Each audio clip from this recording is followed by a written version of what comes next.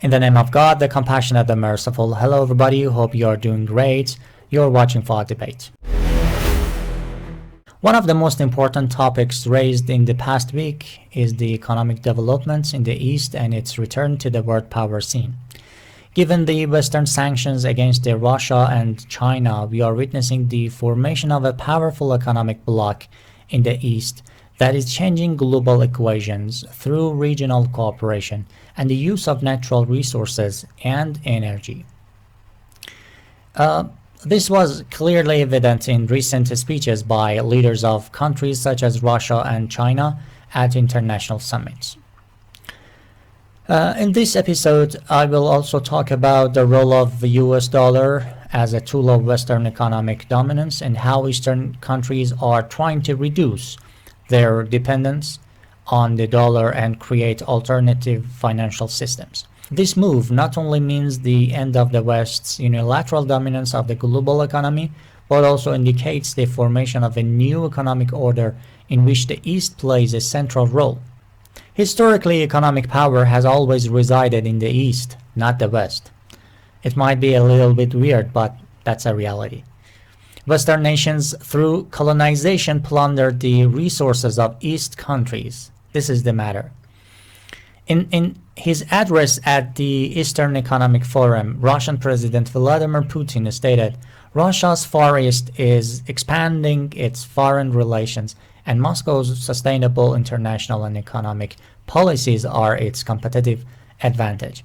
On September 4th, 2025, Russian President Vladimir Putin held a key meeting on the development of the fuel and energy complex of the Far Eastern Federal District. Speaking ahead of Eastern Economic Forum plenary session, Putin emphasized that the accelerated growth of the Far East is a national priority. He discussed plans to expand gas supply, develop coal-based generation where economically justified, modernize the electric grid, and boost hyperpower and nuclear energy projects, including new power plants and small-scale nuclear facilities. This meeting highlights Russia's long-term strategy to ensure energy security, support industrial growth, and strengthen infrastructure in one of its most dynamic regions. Let's watch what happened in this session. Today, on the eve of the plenary session of the Eastern Economic Forum, where strategic tasks for the development of the region will be discussed, I propose to thoroughly examine the state of affairs in one of the key industries, namely the energy complex of the Far East. We see that the Far East, thanks, by the way, to our collective efforts, for which I want to thank all of you. This is truly the result of our joint teamwork. Such development at the pace we are currently observing would certainly not have happened on its own. Well, so we see that the Far East is developing at an accelerated rate. Over recent years, landmark facilities, industrial and infrastructure objects have been created, which have fundamentally changed the appearance of the federal district, its economy, and its social sphere. Today, new facilities were also opened. Among them are the Multimodal Logistics Center, ARTEM, the terminal of Khabarovsk International Airport, the first building of the Innovative Scientific and Technological Center, and others. I emphasize that the accelerated development of the Far East is undoubtedly our national priority. We must continue to increase the pace of growth, strive to maximize the development of the competitive advantages and potential of the Far Eastern Federal District. Here, our task is to ensure the economic development of the region with all the necessary resources, including energy resources. At the time, an instruction was given to prepare a program for the development of energy capacities in the Far East for the period up to 2050, as well as to identify the sources of its financing. Today, I would like to hear what has been done and what problematic issues remain. Among the key tasks is the sustainable gas supply for all regions of the district. According to the estimates of the Ministry of Energy, in the coming years, a multiple increase in demand for natural gas is forecasted in the Far East. Already now, signs of its shortage in the region are visible. Ensuring the supply for new enterprises is sometimes difficult. Meanwhile, these issues must be addressed on a priority basis, and with consideration not only of the growth in domestic gas demand, but also of the increase in our export obligations. In the future, one of the main sources of gas for the Far East should be the South Kirinskoy field on the Sakhalin Shelf. I would like to hear today about the current situation with its launch. What else I would like to note? The construction of gas transportation infrastructure in the Far East is objectively a costly project. At the same time, the region has substantial coal reserves. We recalled this today at the first event. In this regard, I consider it expedient to assess the possibilities of expanding coal-based generation in the Far East, of course, where it is economically justified and appropriate. And, naturally, with the use of modern technologies and strict adherence to environmental standards. According to various estimates, the region's coal reserves are sufficient for hundreds of years, up to 900 years. Such substantial reserves suggest that it is worth considering how to utilize them. Next, regarding the development of the electric power industry in the Far East.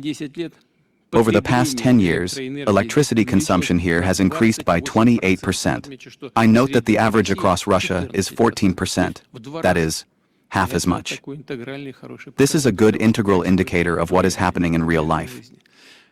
So far, there are no signs of an acute shortage of generating capacities, but the fixed assets of companies are wearing out.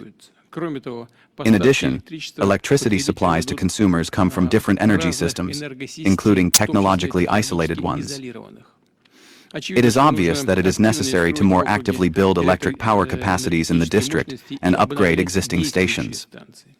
The stages and timelines of such work need to be clearly coordinated. It is also important to actively develop the hydropower sector of the Far East as an efficient and environmentally friendly source of energy. The hydroelectric potential of the region, which is large-scale and significant, is clearly underutilized at present. At the same time, hydroelectric power plants not only ensure reliable electricity supply to the regions, but also provide so-called comprehensive effects for the economy and social sphere, from water supply to territories to flood prevention, which is extremely relevant for the Far East, as we know.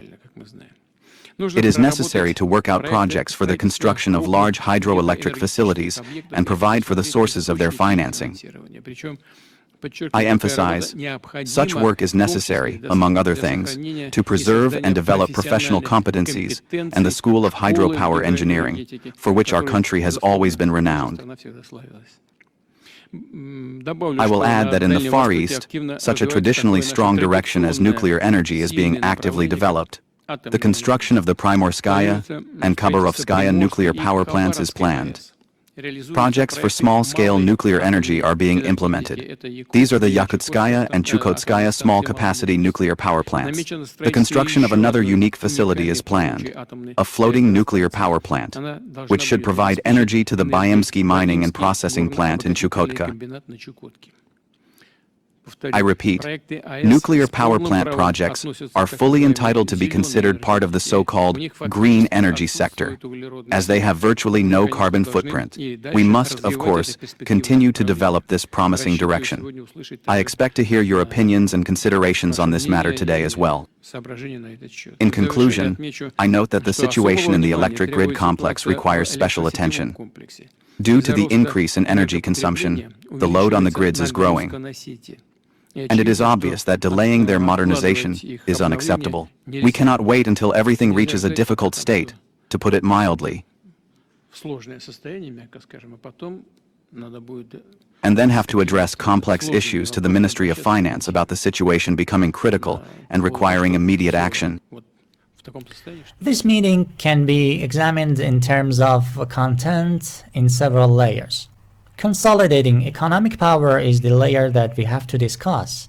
Developing energy infrastructure and security energy resources in the Far East will allow Russia to emerge as a key player in the global energy market and increase its influence. Reducing dependence on the West is another layer. By investing in energy projects and strengthening domestic structures, Russia can reduce its economic and political dependence on the United States and other Western countries. Strengthening multilateral cooperation is another layer that should be discussed. Russia seeks to establish closer cooperation with Asia and other countries to strengthen the multipolar system. This can help weaken American dominance and create balance in the global system. Energy strategy as a tool of diplomacy is another layer. Using energy resources as a diplomatic tool for greater influence in various regions, especially East Asia, will help Russia present itself as a serious competitor to the United States. These remarks by Mr. Putin, made just days after his participation in the Shanghai Cooperation Organization Summit, carry significant implications. The SCO Summit demonstrated that the United States is no longer the sole global superpower, and other nations are opposing unipolarity, refusing to bow to Western coercion. Most speeches at this summit emphasized the need for a new global economic order, one that would end the dominance of the US dollar. This shift in global perspective followed widespread recognition of how the United States has weaponized the dollar to reinforce its political dominance. After World War II, under the Bretton Woods Agreement, the US committed to backing the dollar with gold and refraining from using it as a political tool. However, as usual, the US reneged on its written commitments, abandoning the gold standard in the 1970s. Since then, the dollar has been used as a tool of economic warfare and sanctions against nations opposing US policies. When Iran faced sanctions and the US prohibited its dollar transactions, many failed to realize that silence in the face of such actions could later haunt them. The international community silence encouraged the US to further exploit the dollar against others, turning it into a weapon against multiple nations. Today, the addiction to sanctions and economic exploitation, essentially economic terrorism, has become so rampant among US officials that they now require a separate entity to oversee the overwhelming number of sanctions imposed on other countries. The peak of Western economic terrorism can be seen in their economic war against Russia following the Ukraine crisis. Western countries are now discussing the confiscation, or rather theft, of Russian assets held in their banks. As the saying goes, Europeans are reverting to their colonial habits, with the days of plunder resurfacing.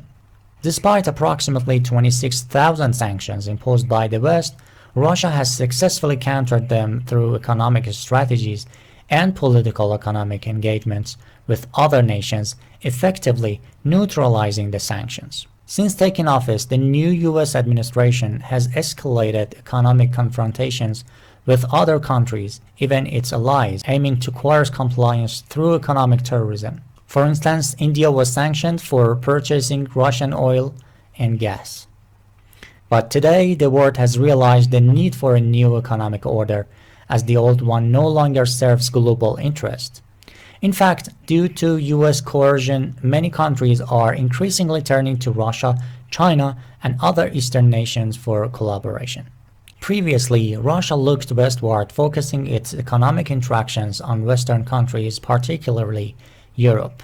However, today the East has become its priority, with its primary market now in the East. Additionally, Russia holds vast reserves of rare minerals in its eastern regions. Due to Western policies against Russia, these resources will now be traded in the East, meaning European countries will be forced to buy expensive US oil and gas while being deprived of rare minerals from Russia, China, Iran, and others. This will result in the West losing its competitive edge in producing modern goods at prices that can rival those from the east. Moreover, the availability of cheap energy and rare mineral resources in eastern Russia has made the region highly attractive for foreign investment. Those who have followed Russia's trajectory in recent years know that many factories once owned by Europeans and Americans are now under the control of China and other eastern nations, representing an irreparable loss for the West.